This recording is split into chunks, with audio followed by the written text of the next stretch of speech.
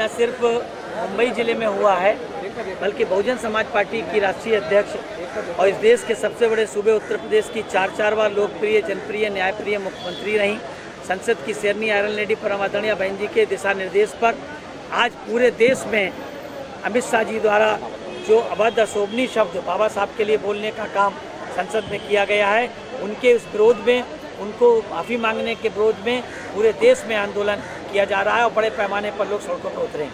एक तरफ बीजेपी वाले कह रहे हैं कि आधा ही भाषण दिखाया गया, पूरा भाषण दिखाया नहीं गया है। बाबा साहब आपके लिए कितने मायने रखते हैं, क्या कहेंगे उसके? देखिए, सरकार, उनकी मीडिया, उनकी पूरा भाषण वो क्यों नहीं दिखाते हैं? उन्हीं का तो सब कुछ है।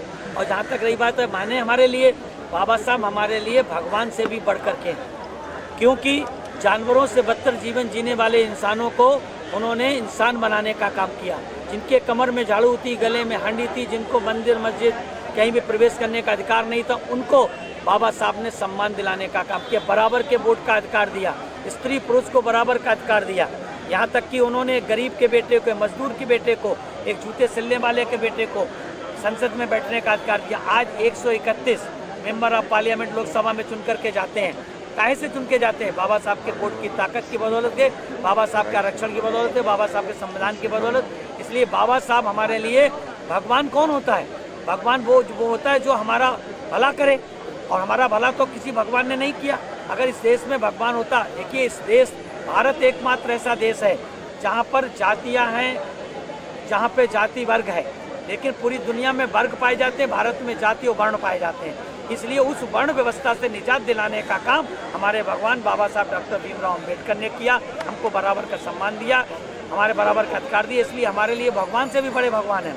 जितनी संख्या में बीजेपी का विरोध करने के लिए बीएसपी के लोग आने चाहिए थे, आप यूपी से आए हैं और महाराष्ट्र के राज्य से उतनी संख्या में लोग आए नहीं, क्या कहेंगे? देखिए, महाराष्ट्र के केवल मुंबई प्रदेश जिले में नहीं है धरना प्रदर्शन हो रहा, पूरे प्रदेश में धरना प्रदर्शन हो रहा, पूरे देश में हो रहा है।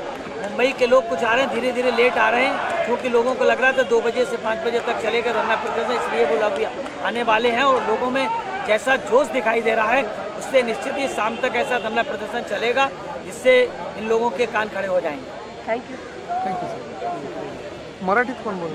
मराठीत तुम्ही परभणीच्या विषयी बोलाल का? परभणी नंतर घ्या. अरे हात घे ना, नको गोंधळ नको करू. अरे हे तुमचं नाव, तुमचं पद आणि काय सांगली ते आंदोलन तुम्ही घेतलंय, नेमकी काय भूमिका आहे, काय मागणी? मी ॲडव्होकेट सुनील डोंगरे. परम आदरणीय बहिणजींनी मला मागच्या 4 महिन्यापूर्वी या महाराष्ट्राचा अध्यक्ष बनविलेलं आहे. तेव्हापासून निरंतर रूपाने आम्ही काम करतो आहे. आता जे वक्तव्य अमित शहाजींनी पार्लमेंटमध्ये दिलं, त्या वक्तव्यावर आम्ही आज बहिणजीच्या निर्देशनामध्ये आज इथे धरणं आंदोलन करतो आहे. पूर्ण दिवसाचं धरणं आंदोलन आहे आणि या धरणं आंदोलनाच्या माध्यमाने आम्ही तुमच्या माध्यमातून या जनतेला आणि या सरकारला सांगू इच्छितो की ज्या शब्दामध्ये अमित शहांनी पार्लमेंटमध्ये शब्द उच्चारले, बाबासाहेब जैसे फॅशन हो गया है, हे शब्द उच्चारले, आम्ही तुम्हाला सांगू इच्छितो की बाबासाहेबाचा कद जर आम्ही कंपॅरेटिव्ह बेसिसवर बोललो तर आमच्याकडे एकही शब्द नाही की आम्ही कंपॅरिझन करू शकतो बाबासाहेबांना. तरी बाबासाहेबांनी ते करून दाखवलं या विश्वामध्ये. विश्वाची गोष्ट करतो आहे, पूर्ण विश्वाचे आहेत ते, एका भारताचे नाही. या विश्वामध्ये बाबासाहेबांनी ते करून दाखवलं जे कोणालाही जमलं नाही.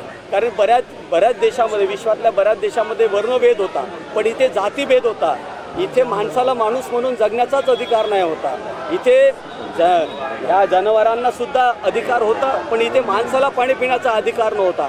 अशा स्थितीमध्ये बाबासाहेबांनी त्या सर्वच लोकांची लढाई लढली आणि त्यांना माणूस पण बहाल केलं. यापेक्षा कोण काय करू शकतो? त्यामुळे बहिणजींनी सांगितल्याप्रमाणे आम्ही आज मैदानामध्ये उतरलेलो आहोत. परभणीच्या विषयावर आपण काय म्हणाल? परभणीचा विषय आता तुम्हाला माहीत आहे, खूप लोक आडंबर करत आहेत. मला असं कळलं की काही नेते मंडळी जाऊन आले, पण ज्या प्रकारे ती घटना घडली, मला असं तुम्हाला म्हणायचं आहे की संविधान एका कुठल्या समाजाचं नाही आहे, ते संपूर्ण देशाचं आहे.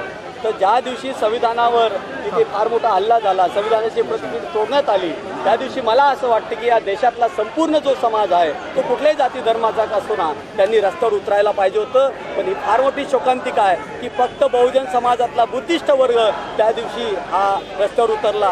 हे पाहून असं वाटते की या देशाला काय आवश्यकता आहे आणि काय आवश्यकता नाही याचं सुद्धा एज्युकेशन व्हायला पाहिजे. सर, थोड्या दिवसाआधी बीजेपीचे कार्यकर्त्यांनी काँग्रेसचं कार्यालय फोडलं.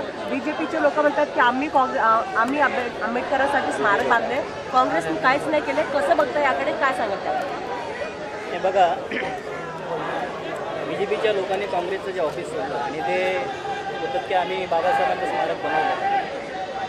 बहनकुमारी मायावती यांचं ज्यावेळेस उत्तर प्रदेशामध्ये सरकार ज्यावेळेस बनलं त्यावेळेस आमच्या महापुरुषांचा उचित असा मान सन्मान बहुजन समाज पक्ष आणि आदरणीय बहिणीने केलेला आहे. मुळात गोष्ट अशी आहे की डॉक्टर बाबासाहेब आंबेडकरांनी जे संविधान लिहिलं त्या संविधानाला 75 वर्ष पूर्ण होत आहेत आणि काँग्रेस, BJP आणि RSCची अडचण अशी आहे की डॉक्टर बाबासाहेब आंबेडकरांनी SC, ST आणि OBC समाजाला जे आरक्षण दिलेलं आहे आणि त्या आरक्षणामुळं SC, ST, OBCची मोठ्या प्रमाणामध्ये प्रगती होत आहे. म्हणजे शैक्षणिक असू द्या, राजकीय असू द्या, सामाजिक असू द्या, आणि ते त्यांना अडचण आहे आणि म्हणून त्यांना या देशाचं संविधान बदलायचं आहे आणि म्हणून ते वारंवार आमच्या महापुरुषांचा अपमान करतात, संविधानाचा अपमान करतात, बाबासाहेबांचा अपमान करतात. समाजाला काय आवाहन कराल? BSP पाटीलही काय सांगतात? मला समाजाला अपील करायचं आहे की गेल्या अनेक म्हणजे डॉक्टर बाबासाहेब आंबेडकरांनी आम्हाला मताचा अधिकार दिला आणि त्या मताचा अधिकार ज्यावेळेस बाबासाहेबांनी आमच्या बहुजन समाजाला बहाल केला तर बाबासाहेबांनी स्पष्ट सांगितले की तुम्हाला या देशाची शासनकर्ती जमात बनायचं आहे. तर मी आंबेडकरी अनुयायांना,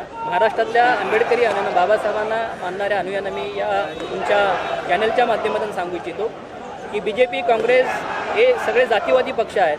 या जातीवादी पक्षांना निवडणुकीमध्ये मतदान न करता बाबासाहेबांची विचारधारा पुढे घेऊन जाणारा जो बहुजन समाज पक्ष आहे त्या बहुजन समाज पक्षाला जर तुम्ही मतदान केलं तरच फुले शाहू बाबासाहेबांची विचारधारा, त्यांचं आंदोलन पुढे जाईल असं मला वाटतं.